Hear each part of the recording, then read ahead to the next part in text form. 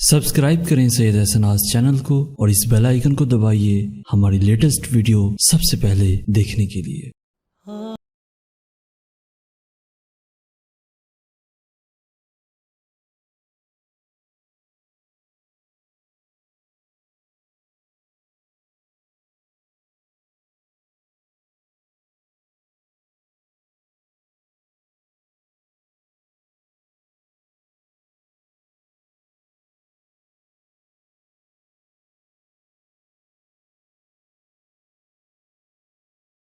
آمنہ صبح سے ہی منہ پھلائے کمرے میں بیٹھی تھی۔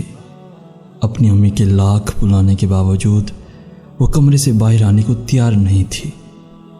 دراصل چھوٹے بھائیوں کی فرمائش پر اس کے ابو قربانی سے ہفتہ پہلے ہی بکرا گھر لے آئے تھے، جس کے بعد سے عمران اور رضوان بے حد خوش تھے۔ انہوں نے اپنے ابو کے ساتھ خاص طور پر جا کے اپنا من پسند بکرا خریدا تھا۔ ان کے ابو نے دونوں بچوں کو سمجھانے کی کوشش کی کہ فی الحال ان کی جیب اتنا مہنگا بکرا خریدنے کی اجازت نہیں دیتی، جس پر رضوان نے منہ بناتے ہوئے کہا تھا کہ کمزور اور چھوٹے سائز کا بکرا لینے سے تو بہتر ہے کہ ہم قربانی ہی نہ کریں۔ میرے سب دوستوں کے پاس موٹے تازے اور ہٹے کٹے بکرے ہیں، ایسے میں جب ہم اپنا مریل سا بکرا ان کے سامنے لے کر جائیں گے تو ہمارا کتنا مذاق بنے گا۔ مجبور ہو کر ان کے ابو نے وہی مہنگا بکرا خریدنے کی حامی بھر لی تھی۔ وہ اب دونوں بچے گھر کے صحن کے بیچوں بیچ بکرا باندھے کبھی اس کے ساتھ تصویریں بنا رہے تھے تو کبھی اس کی رسی کھینچ کر پورے صحن میں گھما رہے تھے۔ ان کا ارادہ تھا کہ وہ شام کو قریبی پارک میں بکرے کو سیر کروانے لے کر جائیں گے اور فخر سے تمام دوستوں کو اپنا موٹا تازہ بکرا دکھائیں گے۔ اپنی موج مستی میں وہ بکرے کو چارہ کھلانا اور پانی پلانا بالکل بھول چکے تھے۔ دوسری طرف آمنہ کے ناراض ہونے کی وجہ بھی بکرے کو جلدی گھر لے آنا تھا۔ اس کا کہنا تھا کہ بکرا دن بھر گھر میں گند پھیلائے گا، جس کی ناگوار بو کے باعث وہ نہ تو کھانا کھا سکے گی اور نہ ہی کمرے سے باہر آئے گی۔ قربانی کے جانور کے بارے میں اپنی پوتی اور پوتوں کی رائے اور جانور کے ساتھ ان کا سلوک بچوں کے دادا چپ چاپ بیٹھے دیکھ رہے تھے۔ وہ دل ہی دل میں ارادہ کر چکے تھے کہ آج رات بچوں کے ساتھ ایک نشست ضروری ہو چکی ہے۔ شام کے وقت عمران اور رضوان خوشی خوشی گھر لوٹے تو بکرا بھوک کے مارے نڈھال تھا، لیکن دونوں بچے اس بات سے بے پرواہ گھر والوں کو دوستوں کے سامنے شیخی مارنے کے قصے سنانے اور بکرے کے ساتھ بنائی جانے والی تصویریں دکھانے میں مصروف تھے۔ آمنہ نے تو غصے کے مارے کوئی بھی تصویر دیکھنے تک سے انکار کر دیا تھا۔ شام ہوئی تو ان کی امی نے بچوں کو نہا دھو کر دسترخوان پر آنے کے لیے کہا۔ عمران اور رضوان کپڑے تبدیل کر کے خوشی سے کھانے کی میز پر آ بیٹھے، لیکن آمنہ اب بھی کمرے سے باہر آنے کو تیار نہیں تھی، جس پر اس کی امی نے قدرے ڈانٹتے ہوئے اسے فوراً ڈائننگ روم میں آنے کو کہا۔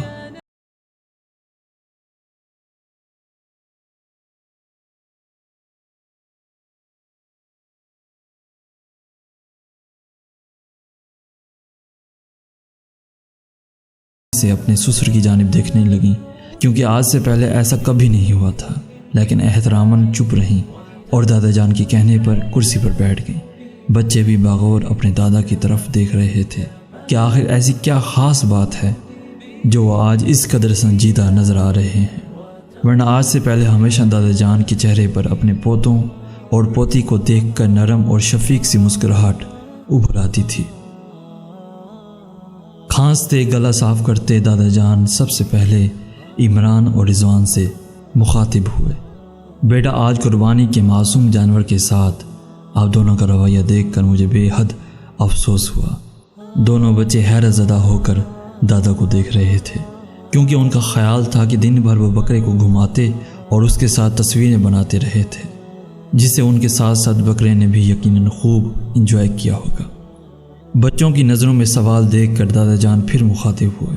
میرے بچوں، دن بھر گھومنے پھرنے اور موج مستی کرنے کے بعد تم ضرور اب بھوک محسوس کر رہے ہوگے، جس پر دونوں لڑکوں نے اس بات میں سر ہلایا۔